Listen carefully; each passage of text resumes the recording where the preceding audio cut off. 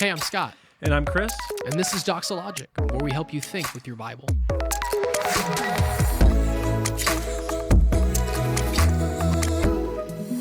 All right. First question reads like this. How can two people go to the same church service and one walk away thanking God for speaking so clearly and the other walk away confused and not understanding the message? Great question. That's your fault, right, Scott? Yeah, Generally it's speaking. a pastor's Of course. fault for sure. Just kidding. And we've talked about that too because, the whole like, what'd you get out of? I didn't get anything out of that message. It's like, okay, if you didn't get anything out of that message, it's more than just the preacher. I mean, the preacher could be bad. There's no doubt about it, but it's often more than that. Right. And so, we could go to a number of different places. What's actually coming to mind right off the top of my head that I would make a recommendation about is if this is something you want to jump into more deeply, there is a book called, I'm going to look at it, Expository Listening. Ooh. Okay. So you're used to expository, which means kind of explaining the text, expository preaching. There's a book written called Expository Listening, and it walks through essentially a theology of hearing, of listening, and how we hear with our heart. And so that's a piece of why one person can hear it in a certain way that's clear, and another person hears it and there's an impediment there because of the fact that we hear from our heart. I think of Jesus' words, he who has ears, let him hear. There's part of hearing that's a gift from the Lord, right? In that sense. And then you think of the parable of the sower, for example. Yep. And as the word is cast out like seed, The seed right? that is the word, yeah. Yes, it's falling on different heart soils. Right. And those different heart soils are responding in different ways, right? And only the one prepared by the Lord is one that bears that fruit 30-fold, 60-fold, and 100-fold. And so those would be some of the examples, And then I think of even how Jesus starts the parables in general, right?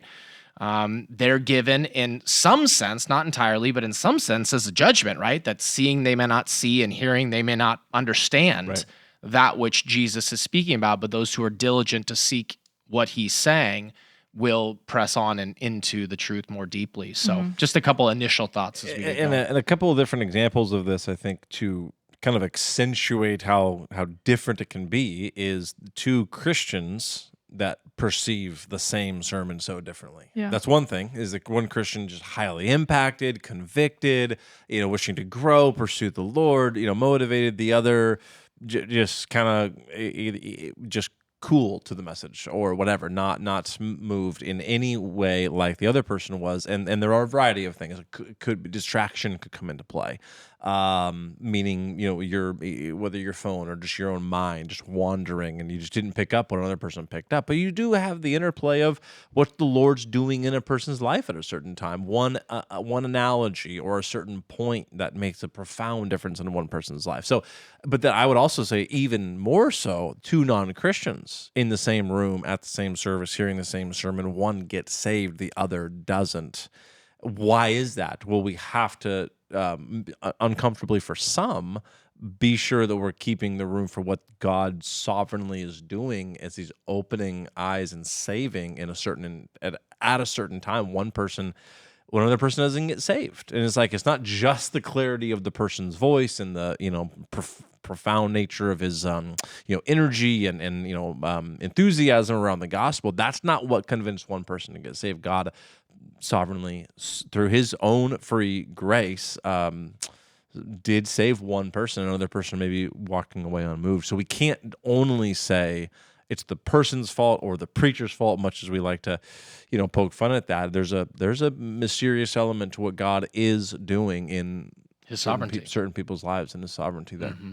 Yeah, and I think about even just different kinds of listening, like for 2 Timothy 3, or 4, where it says, for the time is coming when people will not endure sound teaching, but having itching ears, they will accumulate for themselves teachers that suit their own passions. And so while they may not find that teacher, because apparently they're going to this church, whatever it is, I'm assuming it's Dox or whatever, they're not engaged. Their passions, their desires are in a different direction.